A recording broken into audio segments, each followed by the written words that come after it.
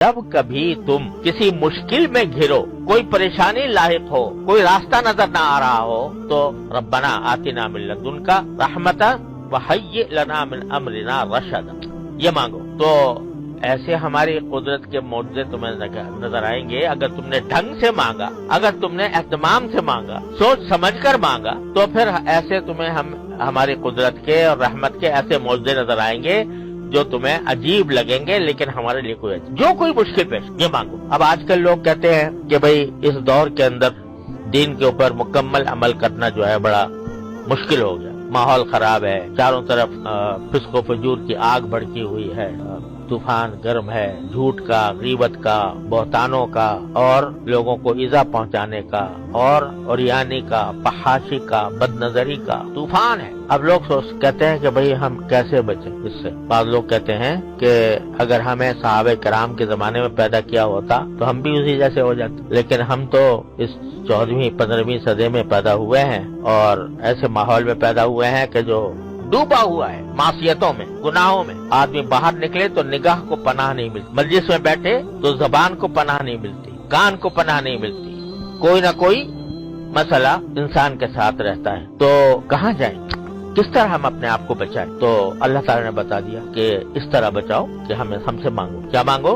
रब्बना आतिना मिन लदुनका रहमतन व हय्यि लना मिन अमरिना रशदा, ये मांगो। या अल्लाह, चारों तरफ आग भड़की हुई है मासियतों की, गुनाहों की, शैतान और नफ्स के हम गुलाम बने हुए हैं, दुश्मन से हम पर छा गया है, हम पर मुसल्लत हो गया है। ऐ अल्लाह, आप हमें इस मुसीबत से निकाल दीजिए और आतिना मिन लदुनका रहमतन व हय्यि लना मिन अमरिना रशदा। फिर देखो क्या होता। हमारे हजरत पाला फरमाया करते थे कि यूं समझो कि हशर का मैदान है और अल्लाह तबारक व तआला की बारगाह में खड़े और वहाँ आमाल बद का बुलंदा हमारे सामने कि अल्लाह मियां, आपने तो हमें अगर सहाबा के जमाने में पैदा किया होता तो हम भी वैसे ही बन जाते, लेकिन हमें तो आपने ऐसे जमाने में पैदा किया कि चारों तरफ आग भड़की हुई थी और चारों तरफ मासियतों का सैलाब था, गुनाहों का सैलाब था, हराम का सैलाब। जहाँ जाओ रिश्वत का बाजार गर्म था, कारोबार करो कदम कदम पर रिश्वतों के मुतालबे थे और बाहर निकले तो हमारे आंखों को पनाह नहीं मिलती थी और खुद हमारे घरों के अंदर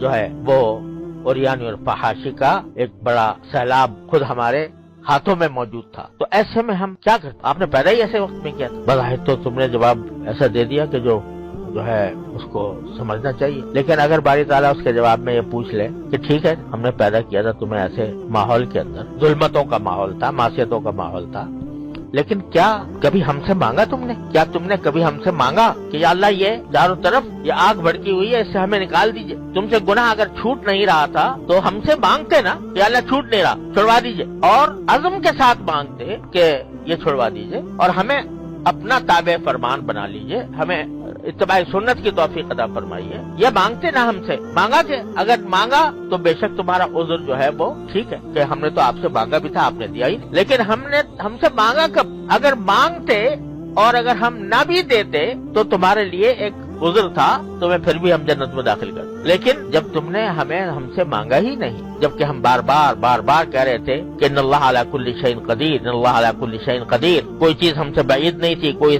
चीज हमसे अजीब नहीं थी, और फिर भी तुमने हमसे नहीं मांगा, तो बताओ इसका क्या जवाब है? तो इससे मालूम हुआ कि आदमी अगर कोई गुनाह छोड़ नहीं पा रहा है, अपने आप को मजबूर समझ रहा है, मजबूर हकीकतन नहीं होता लेकिन नफ्स उसको मजबूर करार देता है, तो कम से कम अल्लाह तबारक व तआला से मांगता तो रहे कि रब्बना आतिना मिन लदुनका रहमतन व हय्यि लना मिन अमरिना रशदा। ये तो विरदे जबान होना चाहिए, ये तो कदम कदम पर आदमी को मांगना चाहिए कि मुझे रास्ता दे दीजिए, खुद निकाल दीजिए कोई रास्ता, अपने पास से निकाल। तो अगर कोई बंदा ये करे तो कम से कम वो ऐसा होगा कि उसको अपने किए पर नदामत भी हो रही है, शर्मिंदगी भी हो रही है, छोड़ना भी चाह रहा है, लेकिन वो मुब्तला है, तो अल्लाह तबारक व तआला की बारगाह में हाजिर होकर कम से कम अपना उज़्र तो पेश कर रहा है। और